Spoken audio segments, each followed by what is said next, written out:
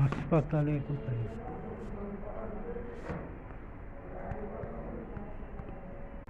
হাসপাতালের বেডে বসে লিখছি কবিতা। জ্বর এসেছে কম্প দিয়ে, কাঁপছি থরথর। ম্যাডাম আমায় দেবেন প্যারাসিটামল। হচ্ছি যে মরো। এখানে কেউ নেই রে ভাই, আপনজন কেউ। বলবো কাকে মনের কথা? ওরা ভাবে আমরা করছি ঘেউ ঘেউ। নীলরতন হসপিটালে বেডে শুয়ে আকাশ পাতাল ভাবি।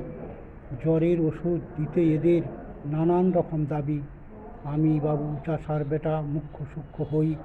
জলে কাদায় ঘাম ঝরিয়ে মুখে অন্ন তুলে দিই। তোমরা বাবু কলম চষে চেয়ারে ঠ্যাং নাচাও। আমরা হলাম গেঁয়ো গুবরো, তাই তোমরা খেতে পাও।